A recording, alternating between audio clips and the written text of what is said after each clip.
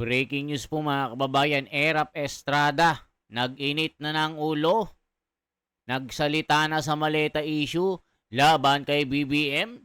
Nako mga kababayan, mainit na usapan po sa mundo ng politika. Pati si Erap Estrada, binulabog na si BBM. Nako mga kababayan ko, matinding balita ito. Pakinggan po natin ang banat ni General Macanas. Ito na po ang nagwawalang balita sa mundo ng politika. Pakinggan po natin. Nako po. Bigyan natin ng reaction opinion itong post ng aking pinsan, Bong Galit Macanas. Isinare niya ang post ng Rudy Digong Duterte Solid Supporters. Lumalabas ito, parang pahayag ni dating Pangulong Estrada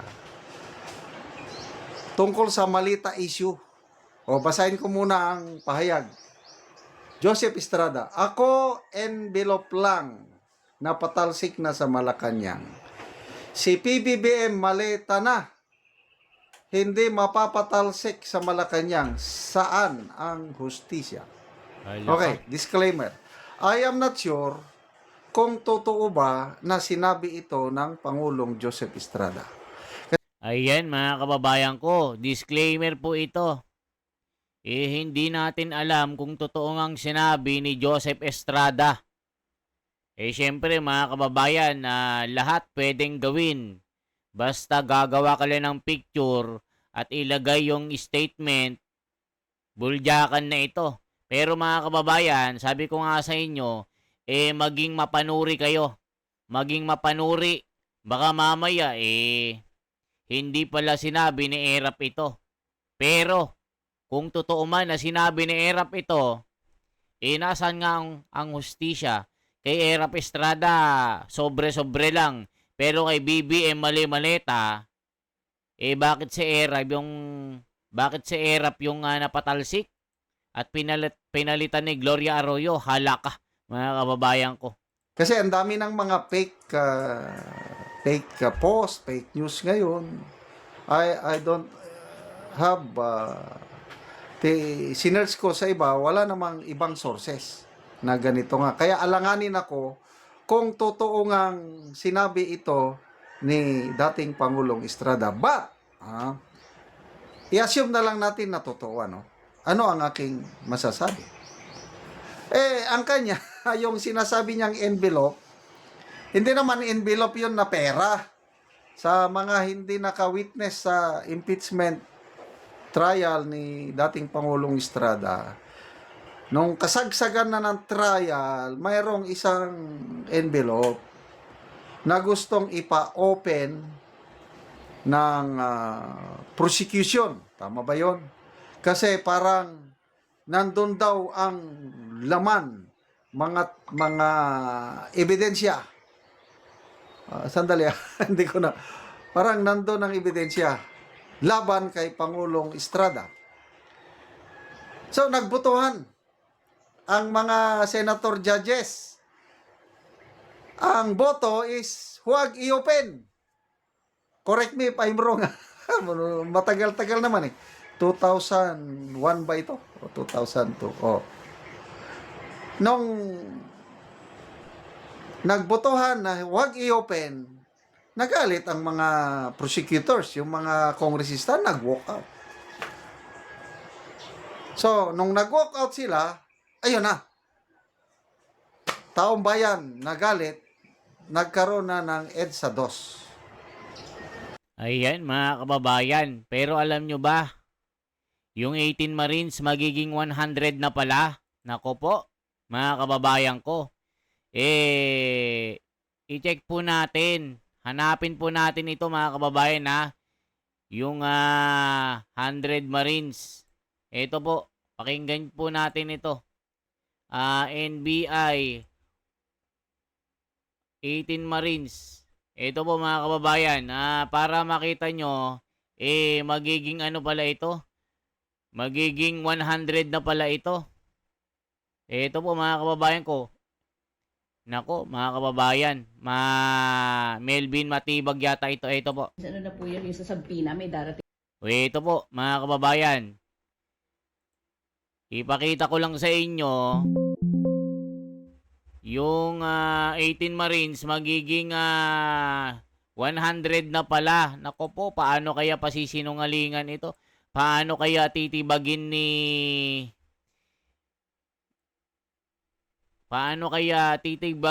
Ping Lacson ito, mga kababayan ko? 18 Marines magiging 100. O, ito po, mga kababayan ko. Pakinggan po. ano na po yun, yung sa Sampina, may darating po earlier. Yeah, Ayan, mga kababayan ko, pakinggan po natin ito ha, para po makita nyo po. Ito po, pakinggan nyo, mga kababayan ko, para makita nyo lang. Ito. Ano na po yun, yung sa Sampina, may darating po earlier. yeah, actually, yung 18 Marines plus all the others, but some of those we subpoenaed that I signed yesterday, nung nalaman nilang papatawag, because what we did is to connect with them, voluntarily na pupunta na before Wednesday to issue their statement to shed light on the matter. Kasi may mga reports na rin sa amin, Ito na. dito palang 18 Marines, apparently parang next week, they're trying to schedule another press con. May bago pang isasama na Marines because there were reports na mas marami pa pala yung kausap dyan or kinuusap More or less. Mga 100 daw yan So, So, isipin nyo, magiging 100 na, mga kababayan ko, kaya si Ping Lacson, ako, matataranta na. Ayon nga sa kanyang statement, bakit ayaw niyang paimbestigahan ito? Nananatili daw sa kanyang paninindigan na hindi bubuksan ng investigation at magiging katawa-tawa lang at magiging sarswela ang Senado, magagamit daw ng mga sinungaling. Saan ka nakakita ng ganitong mga salitaan, mga kababayan, na bakit ayaw niyang paimbestigahan? Ako po, mga kababayan ko.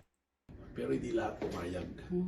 So, ganun yung ano niya. Kaya yung tinatanong mo siyan tungkol dun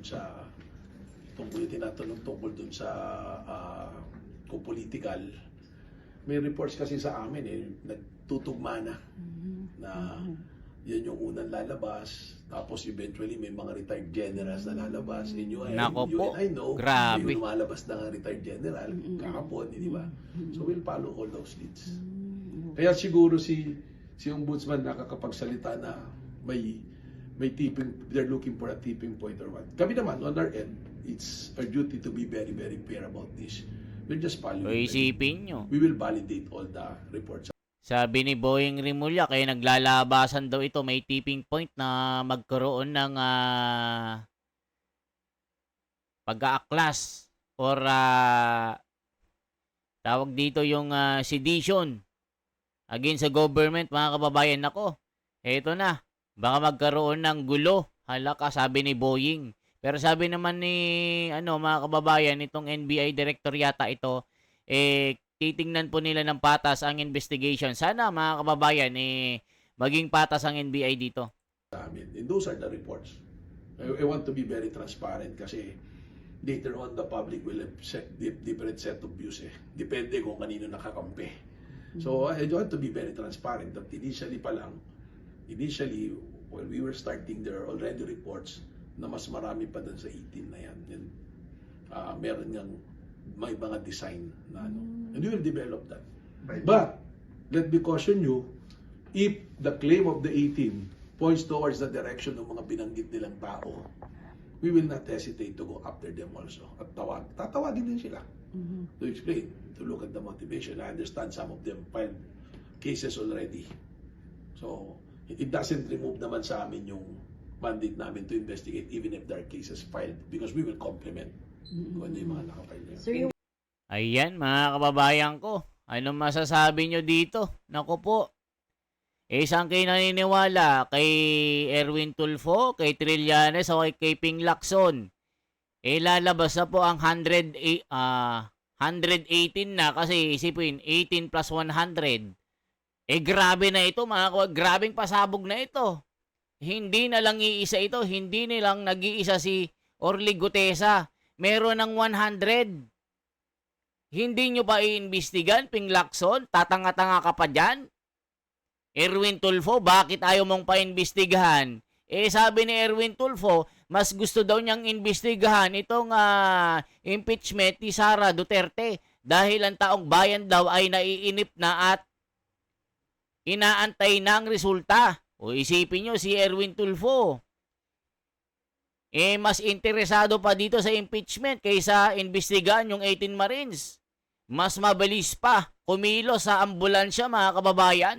Tila nakakaduda ito. Sabi po ng mga netizen, yung mga kilos ni Erwin Tulfo, ni Ping Lacson, ni Boying Rimulyak, tila may napakalaking question mark. Nakakaduda ang mga kilos. Halaka, mga kababayan ko, ituloy pa natin ito. Bakit ayaw nilang imbestigan? Bakit? Ayaw nilang mayroong mabulgar na sekretong malalim, mas malalim pa sa balon? Halaka, grabe. At dahil sa EDSA 2, yun na, gumalaw ang AFP-PNP. Nag-usap General Reyes sa AP, General Lacson sa PNP, nagkasundo. Withdrawal of support sa presidente. Kaya napatalsik si Pangulong Estrada. Kaya in a way, yung sinasabi dito, totoo naman. But I am not sure kung ito ba talaga statement ni dating Pangulo. Envelope lang ang dahilan.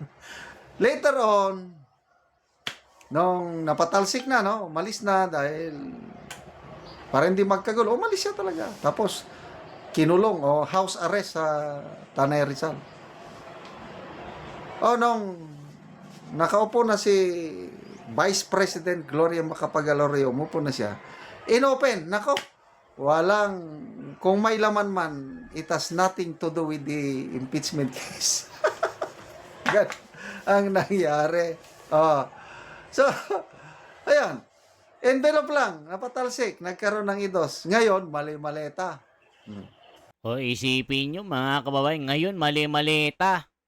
Samantalang kay BBM, mali-malete nga kay Estrada, ERAP, mali yung envelope lang na chismis lang. Naku po, ang sinasabi dito. Pinagtatakpan ng mga demonyo sa Kongreso, Senado, si Tamba at Bangag, na BBM mga witness na 18 Marines dahil lahat sila involved. Nagkaroon din sila ng maleta ang AFP at PNP. Bakit wala silang action ginagawa? Oo nga, unfair naman. Envelope versus maleta at paper bag. Nako po, ERAP may pinalaya sa Malacanang. Kuto lang, BBM super duper nakaw. Nasa Malacanang pa rin. Kapit to ko sila. Paano may maleta din ang kasundalhon at kapulisan? Grabe. Sana nga totoong DDS mag people power na talaga. Halos kasi ng ahensya na nagsisinungaling ng maleta. Kaya tikom ang mga bibig. Nako po, kaya pala si Ping Lacson todo kabig. Yan ang sabi ng mga komento. Todo sarado. Todo, ang tawag dito, todo takip. Tapalking. Nako po. Kaya ayaw magpa-imbestiga. Gagawin lang daw katatawanan ang Senado. Ayaw daw mabahiran ang imahe. Nako po mga kababayan, wala nang imahe ang Senado ngayon. Dahil nga, mula nung inagaw nila ang liderato kay Marcoleta at si Escudero, nawala na ng saysay ang kredibilidad ng Senado. Grabe naman yan. So, sinasabi ng Malacanang, lousy script, hindi pang award winning. Okay yun. That's for them. But sa taong bayan, iba naman. Sa tingin ko lang mas madami ang naniniwala sa aligasyon nagsimula kay Master Sergeant Gutesa, pinatutuhanan ni Saldico, ngayon pinatutuhanan ng Brave 18. Kahit anong deny, puros deny. Ako, personally, naniniwala na nagkaroon talaga ng deliveries mali-malita. Pinapakinggan ko yung testimonies ng mga ex-Marines. Kung kabi-kabilang interview, nandiyan kay Jessica Soho, nandiyan sa press conference. Very consistent. Alam niyo mga kababayan, totoo, very, very consistent at hindi pa bago-bago ng kanilang mga statement. Itong 18 Brave Marines, madadagdagan pa ng 100. 100. Ibig sabihin, 118 na ito mga kababayan. At talagang hindi nagbabago, kumbaga sa bangka, hindi tumataob. Talagang consistent ang mga sinasabi nila. Pati si Senador Marcoleta, suportado itong 18 na Marines na ito hanggang kay Orly Gutesa na pinasama ni Pampilo Lacson. Sinabi niya na dinaya, na daya yung pirma ng abogado. Ngayon naman, sasabihin na naman niya, nako, gagawing sarswelang Senado, babastusin lang ang Senado, wag nang investigahan yan kasi mathematical equation yan. Dapat hanggang ngayon, nagde-deliver pa 805 billion, imposible yan. Gagawa na, meron ng report itong si Ping Lacson, samantalang yung blue ribbon niya sa flood control, wala pa. Pero itong investigation, meron na. Hindi pa nag-uumpisa. Grabe, napakatalino naman ni Ping Lacson. Kahit hindi niya kinukuha yung panig ng kanyang committee, feeling niya siya yung bossing, feeling niya siya yung boss na kada sabihin niya, pwede nang gawin. Hoy Lacson, pakinggan mo yung mga kapwa mo senador. Imbestigahan nyo ito. Sundan mo si Manang Aimee, yung resolution na sinasabi niya, umpisahan ang pag-iimbestiga, hindi yung pagtago-tago. Yan ang sinasabi ng netizen na galit kay Ping Lacson. Ganun lang yung mga ex-Marines. Sabi ni Ma'am Jessica yung pag-deliver sa bahay ng Pangulo, tinatanong, ako ma'am, sumakay kami ng bulletproof na, sakyanan ba yun o helicopter? Nag-deliver kami sa Paway, Ilocos Norte. May picture kami. Sinong tumanggap? Una, si Sandro Marcos. But later on, sa mga saksi, pati picture with the president, nandun. Yung pag-deliver kay dating Madam Chair Stella Kimbo. Very consistent. Makikita mo kasi yung tao kung nagsisinungaling, but sila very calm, very composed, nakaganon lang.